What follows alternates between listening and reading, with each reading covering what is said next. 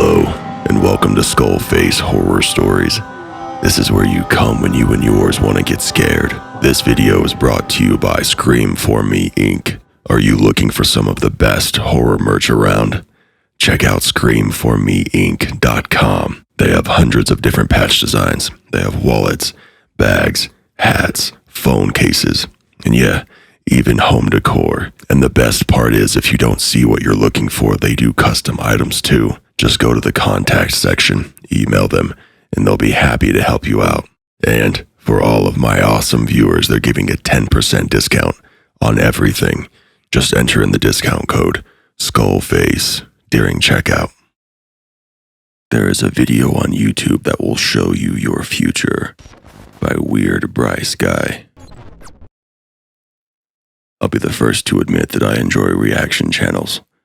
I know some people may call them lazy, and that the person is just banking off the content of others. For a few channels, that might be the case.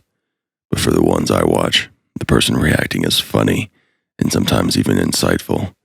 They may make a comment or observation about the music. I only watch music reactions that I hadn't considered before.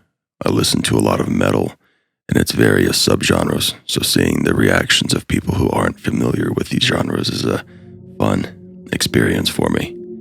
That was until someone anonymously sent me a link to a new reaction channel, insisting that I check it out, that it was perfect for me.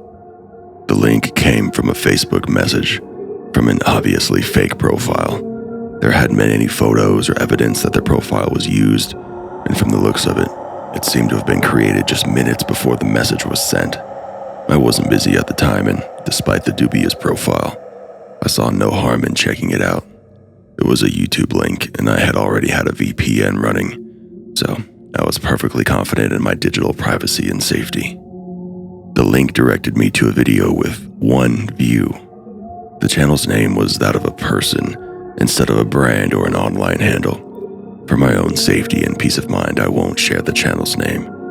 I don't wish to cause further trouble by reigniting their interest in me, and I'm only sharing my story now because I don't wish for the same thing to happen to someone else. Use this as a general guide, a reference, so that if you happen to experience the same terrifying situation, you can at least react appropriately. Hopefully, if this does happen to you, you'll have better luck than me. The video was titled Reacting to Lucas. That's right, my actual name was in the title of the video. Of course, my immediate thoughts went to friends and colleagues. I assumed that someone I knew had set the whole thing up, that this was an elaborate prank. Already amused, I played the video.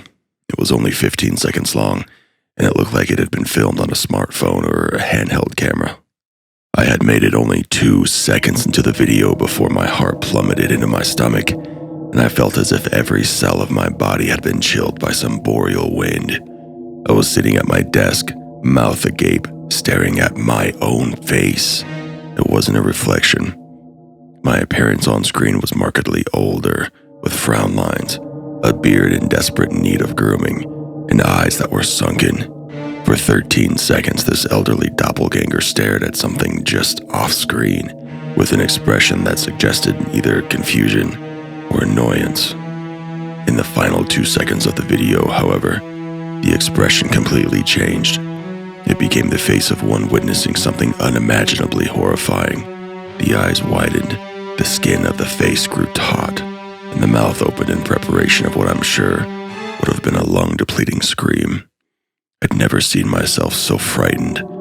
Couldn't imagine ever being as blackly terrified as my future self appeared. The video cut to black just before the scream erupted from my throat. I immediately replayed it, thinking that somehow by doing so I would draw another second from it, more footage from my awful dread. The length remained the same. The video hadn't changed. It still ended with that other me overcome by some supreme fright. I went to the channel and almost leapt out of my chair in shock. There were other videos, all 15 seconds long. After calming my nerves, I resettled into my chair and began to watch the rest. They were all the same. Each one featured some elder clone staring at something off-screen for the first 15 seconds, and then reacting to some unknown object of horror in the last 2 seconds. I went through 30 videos of this, and the further back I went, The younger I became in the videos, the oldest video, somehow with an upload date still 1 week ahead, showed a relatively familiar face. In this video, I didn't show any of the signs of extreme age that were present in the latest. I did look pathetically disheveled though. The more recently uploaded videos showed a man who seemed decades older, even though the last video's date was only 2 months in the future. I wanted to believe that the videos were the result of a crafty use of filters, deepfake programming, and date falsification. I have a friend in theater who's good with makeup, and she can be something of a prankster. Sometimes. I also have a friend who's really good with computers, even put mine together for me, and wouldn't doubt for a second that he could somehow manipulate or alter the listed upload data of video. Neither did I doubt his potential capability in making some deepfake mock-up of my face. The channel being some grand prank project was possible, but highly unlikely. I hadn't done anything to warrant the effort required of the alleged prank, and I knew that my friends were too busy with their own personal, professional, and educational duties and problems to spend significant time on something like that. Obviously, these videos kept my attention for the remainder of that day. I watched them over and over again, trying to glean some hidden meaning of the most general idea of what the horror-inspiring thing could be. The background of all the videos was the same: a white wall, nothing hanging on it. My clothing changed as they would, with the passage of days, and I recognized every shirt. I had a lot of things to do throughout that week: plans with friends, job interviews, online courses. I didn't do a single thing. I didn't even bother to cancel them. Every appointment that I made was ignored in favor of further study of those bizarre, stranger-sent videos. I commented on all of them, hoping and dreading to get a response. I briefly considered asking my friends if they were responsible, but now something told me they weren't. They didn't have anything to do with them. The face was too real, too perfect in its mimicry to be the result of some program or filter. It was me. I was in each video, staring off until some horrifying thing or element appeared off screen. By the end of the week, I was a mess. I had still carried on bathing and changing my clothes, but I'd stopped eating. I'd logged off or deactivated all forms of social media. My apartment is gated, so if my friends had thought to come check up on me, they wouldn't have been able to enter the complex. I had isolated myself, condemned myself to a fruitless investigation of the channel and its videos. There was no personal information, no off-site links, or even descriptions for the videos. They were the sole content of the channel. I was the sole subject. That weekend, I finally regained a bit of sense and had the first new idea since beginning my desperate investigation. I messaged the person on Facebook who originally sent the link to the latest video. I asked them politely at first to provide me with more information. When they didn't respond, but Facebook showed that they had viewed the message, I demanded information, threatening to go to the police if they didn't comply. In response, I received another link a few minutes later, this one to a video that had been uploaded in the span of time after sending the threatening message. That video is the most unsettling thing I've ever seen and nearly drove me to madness and misery. On screen, like all the others, was a much older duplicate of myself. As all the other videos had been, this one was 15 seconds. The background was an unblemished, undecorated white wall. I was staring at something just off to the side, behind the camera. I looked absolutely decrepit, no younger than my early 90s. At 13 seconds, my sagging face again became stricken with extreme horror. But in the last half second of the video, something could be seen entering the frame. For just an instant, the tip, corner, or edge of a face was visible. I couldn't tell if the object was a chin, nose, ear, or something else, but from the level of its appearance, its texture, color, and the way my copy on screen reacted to it, it couldn't have been anything else. But whose? I went to bed without any answers. Only this time I wasn't even able to lose consciousness out of a sheer psychological need to sleep. I stayed up throughout the entire night, and I resumed my study of the channel as soon as daylight filtered in through my window blinds. I figured that since a new video had been uploaded, I should rewatch all of them again to see if I could uncover some heretofore unseen evidence. The hours went by, and I barely moved, kept my eyes glued to the monitor as the images of myself flicked by. I didn't eat or speak to anyone or do anything else that would have drawn my attention away from the task at hand. I felt it mortally imperative that I find out the meaning behind the videos. I again decided to contact the person on Facebook, but saw that they had deleted their account or blocked me. I couldn't send them a message, and their profile was inaccessible. Disheartened, but not totally deterred, I continued watching the videos. It had become a habit, an action that almost approached comfort. Even though my hope dwindled with each hour that passed, I felt that to do anything else would bring about a fit of anxiety, if not something much worse.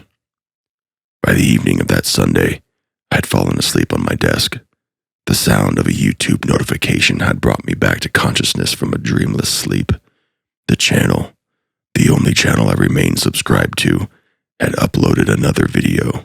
This one was unlike any other, and lasted for only 5 seconds. Despite its shorter duration, it was the most revelatory of them all. The image on screen was a black background with the letters TOYW across it in white.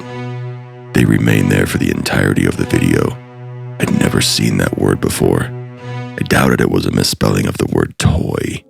Doubted that the people responsible could have been so careless as to allow a spelling mistake into one of their videos. I searched the term, but found nothing that could have been relevant to the situation at hand. I watched this video more than any of the others, even the one in which I saw some feature of another person enter the frame. As if by chance or fate, my eyes happened to settle upon my webcam during one of these disassociated moments. Once my eyes had landed on it, I couldn't look away. I was oddly and eerily captivated by it. After a few moments, it eventually all came together. The tracks aligned, the puzzle complete. TOYW.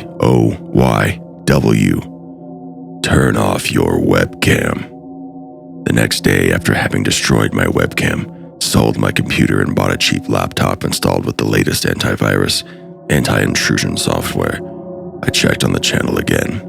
I hadn't slept throughout the night, neither in the morning, and I had been a source of repulsion for several people as I carried out my errands. A new video had been uploaded to the channel. The video seemed even more familiar than the others, and I realized with both shock and embarrassment that it had been filmed on the previous day. I was still wearing the same shirt featured in the video and recognized every piece of evidence of my unhygienic state. The video had been backdated and was now, chronologically, the first video in sequence. The timeline of terror had just become incredibly real. I haven't yet unraveled the overall mystery. I don't know why this has been done to me or what the ultimate purpose was. For now, it seems to have stopped. I've managed to ignore the channel and move on with my life. I've made my apologies to peers for my absences, most of which have been forgiven. I still feel that itch to check on the channel, though, and reopen the investigation of my life's unlawful chronicle. But I think it would be best if I just left it alone.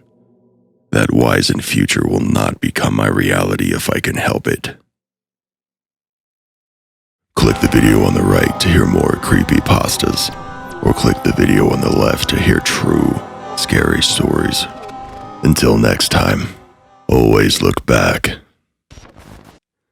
Or don't.